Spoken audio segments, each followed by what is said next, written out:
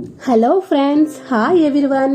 మొలకలు తినటం వలన ఆరోగ్యానికి ఎంతో మంచిదని అందరికీ తెలిసిందే.